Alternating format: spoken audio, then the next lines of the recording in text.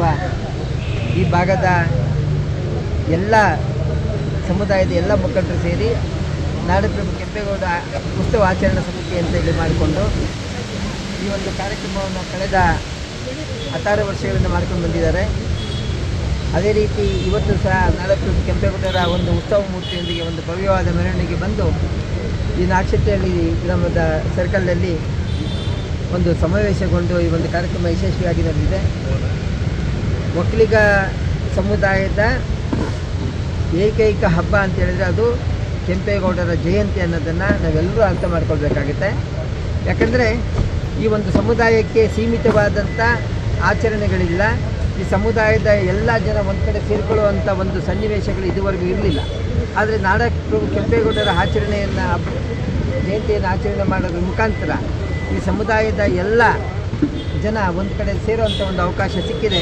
ಹಾಗಾಗಿ ಕೆಂಪೇಗೌಡರ ಜಯಂತಿ ಅನ್ನೋದು ಈ ಸಮುದಾಯದ ಹಬ್ಬ ಆಗಲಿ ಆಚರಣೆ ಆಗಲಿ, ಈ ಹಬ್ಬಕ್ಕೆ ಆಚರಣೆಗೆ ಸಮುದಾಯದ ಎಲ್ಲ ಅಂದರೆ ಈ ಜಗತ್ತಿನಲ್ಲಿ ಇರ್ತಕ್ಕಂಥ ಎಲ್ಲ ಸಮಾಜವನ್ನು ಜನಾಂಗದವರನ್ನು ಎಲ್ಲ ಸಮುದಾಯದ ನಾಯಕರನ್ನು ಕರೆದು ನಮ್ಮ ಮನೆ ಹಬ್ಬದ ರೀತಿಯಲ್ಲಿ ಆಚರಣೆ ಮಾಡಿ ಅವ್ರನ್ನ ಆಧರಿಸುವಂಥ ಕೆಲಸ, ಅವರನ್ನು ಪ್ರೀತಿಯಿಂದ ನೋಡುವಂಥ ಕೆಲಸ ಆಗಲಿ. ಆ ಮುಖಾಂತರ ಕೆಂಪೇಗೌಡರು ಈ ಸಮುದಾಯದ ಏಕೈಕ ಐಕಾನ್ ಅನ್ನೋದನ್ನು ಜಗಜ್ಜಾಹಿರಗೊಳಿಸೋಣ ಅಂತೇಳಿ ಬಯಸ್ತೇನೆ.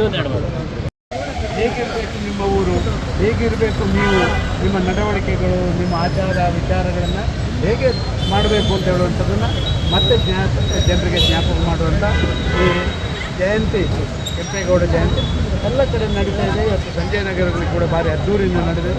ಈ ಉರಿ ಬಿಸಿಲಿನಲ್ಲಿ ಕೂಡ ಒಂದು ಜನ ಬೇರೆ ಬೇರೆ ವಿಚಾರಗಳನ್ನು ತಿಳ್ಕೊಳ್ಳಿಕ್ಕೆ ಕಾತರಾಗಿದ್ದನ್ನು ಕಂಡಿದ್ದೇವೆ. ಪ್ರಾಯಶಃ ಇಂಥ ಕಾರ್ಯಕ್ರಮಗಳು ಎಲ್ಲ ಕಡೆ ನಡೆಯುವಂಥ ಅವಶ್ಯಕತೆ. ಕೆಂಪೇಗೌಡ ಉತ್ಸವ ಇದನ್ನು ಚೆನ್ನಾಗಿ ಎಲ್ಲ ಕಡೆಯೂ ಈ ಥರ ನಡಿಬೇಕು. ನಾವು ಗೌಡರುಗಳು ಎಲ್ಲ ಒಟ್ಟಿಗೆ ಇದ್ದೀವಿ ಅಂತ ತೋರಿಸ್ಕೊಳ್ಳೋಕ್ಕೆ ಇದೊಂದು ರೀಸನ್ ಆಗಿ, ಇದರಿಂದ ನಮ್ಮ ಲೈಫ್ ಆಗಲಿ, ನಮ್ಮ ಎಜುಕೇಷನ್ ಆಗಲಿ, ನಮ್ಮ ಇಡೀ ಸೆಕ್ಷನ್ ಹೇಗೆ ಡಿಸೈಡ್ ಆಗುತ್ತೆ ಅಂತ ನಾವು ಇದರಲ್ಲಿ ನೋಡ್ಕೊಳ್ಬೇಕು. ಇದರಲ್ಲಿ ನಾವೆಲ್ಲ ಒಟ್ಟಿಗೆ ಸೇರ್ಕೊಂಡು ಮಾಡಬೇಕು ಅಂತ ನಾವು ಕೇಳ್ಕೊಂಡು ದರ್ಜಿಪೇಟೆ, ಆ ದರ್ಜಿಪೇಟೆನ ಇಲ್ಲಿ ದರ್ಜಿಪೇಟೆಯಿಂದ 2 ಬೀದಿ, ಆಗೆಲ್ಲ ಒಂದೊಂದು ಪೇಟೆ ಅಂತ 2 ಬೀದಿ. ಲಂಡನ್ ನಗರದಲ್ಲಿ ಒಂದು ಥ್ರೆಡ್ ನೀಡಲ್ ಸ್ಟ್ರೀಟ್ ಅಂತ ಇದೆ. ಥ್ರೆಡ್ ನೀಡಲ್ ಸ್ಟ್ರೀಟ್ ಅಂದ್ರೆ ದರ್ಜಿಗಳ ಪೇಟೆ. ಇಲ್ಲಿ ದರ್ಜಿಪೇಟೆ ಅಂತೀವಿ, ಅಲ್ಲಿ ಥ್ರೆಡ್ ನೀಡಲ್ ಸ್ಟ್ರೀಟ್ ಅಂತೀವಿ. ಇಲ್ಲಿ ಗೌಳಿಗರ ಪೇಟೆ ಅಂತೀವಿ, ಅಲ್ಲಿ ಮಿಲ್ಕ್ ಮ್ಯಾನ್ ಸ್ಟ್ರೀಟ್ ಅಂತ ಇದೆ. ಇಲ್ಲಿ ಯಾವ್ಯಾವ ರೀತಿ ಯಾವ್ಯಾವ ಟ್ರೇಡ್ಗೆ ಒಂದೊಂದು ಕೆಂಪೇಗೌಡ ಪೇಟೆ ಕೊಟ್ಟಿದ್ರು, ಲಂಡನ್ ನಲ್ಲಿ ಆಯಾ ಸ್ಟ್ರೀಟ್ಗಳನ್ನ ಇಟ್ಟಿದ್ದಾರೆ. ಅದು ಇವತ್ತಿಗೂ ಇದೆ ಲಂಡನ್ನಲ್ಲಿ, ಆದರೆ ಬೇರೆ ಬೇರೆ ಹೆಸರಿನಿಂದಿದೆ. ಬಟ್ ಇವೆರಡು 3 ಬೀದಿಗಳು ಮಾತ್ರ ಇನ್ನೂ ಉಳ್ಕೊಂಡಿದೆ. Thread needle street, milk man street ಎಲ್ಲ ಇವತ್ತಿಗೂ ಲಂಡನ್ನಲ್ಲಿ ಉಳ್ಕೊಂಡಿದೆ.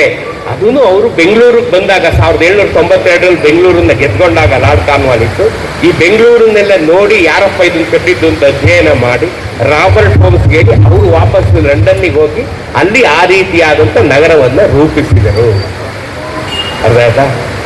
ಕೆಂಪೇಗೌಡರು ತುಂಬಾ ಯಾಕಪ್ಪ ನಾವು ಕೆಂಪೇಗೌಡರು ತುಂಬಾ ಇಂಪಾರ್ಟೆಂಟ್ ಅಂತಂದ್ರೆ, ಕೆಂಪೇಗೌಡರು 1565ರ ಐತಿಹಾಸಿಕ ರಕ್ಕಸಗಿ ತಂಗಡಗಿ ಯುದ್ಧದಲ್ಲಿ ಭಾಗವಹಿಸಿದ್ರು. 1 ತಿಂಗಳ ಯುದ್ಧ ನಡೆದಂತ ಯುದ್ಧ. ಡಿಸೆಂಬರ್ 26ರಿಂದ ಜನವರಿ 27, 1565ರಲ್ಲಿ ಆ ಯುದ್ಧದಲ್ಲಿ ಭಾಗವಹಿಸಿದಂತ ಕೆಂಪೇಗೌಡರು ಕೋಮಾಗಿ ಹೊರಟೋಗ್ತಾರೆ. ಕೋಮಾ ಅಂದ್ರೆ ಅಷ್ಟು ಅವ್ರ ಮೇಲೆ ರಕ್ತಸ್ರಾವ ಆಗಿರುತ್ತೆ, ಗಾಯಗಳಾಗಿರುತ್ತೆ. 1 ತಿಂಗಳ ಕಾಲ ಸತತವಾಗಿ ಯುದ್ಧ ಮಾಡಿರ್ತಾರೆ ಅವರು ಶಾಹಿ ಸುಲ್ತಾನರ ಮೇಲೆ.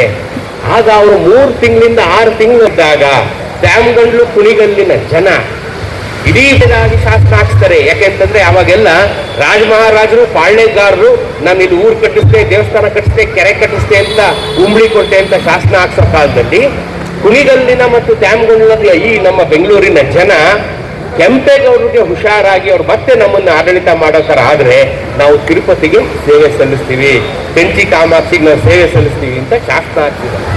ಆ ಶಾಸನ ಇವತ್ತು ಕುಣಿಗಲ್ಲು ಮತ್ತು ಡ್ಯಾಮ್ಗಂಡ್ಲಲ್ಲಿದೆ. ಆ ಶಾಸನ ಇದು ಭಾರತದ ಏಕೈಕ ಶಾಸನ.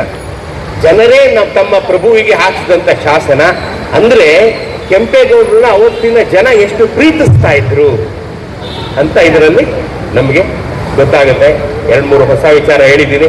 ಇನ್ನೊಂದ್ಸಲಿ ಬಹಳ ಬೇಗ ನನ್ನನ್ನು ಕರೆದು ನೀವು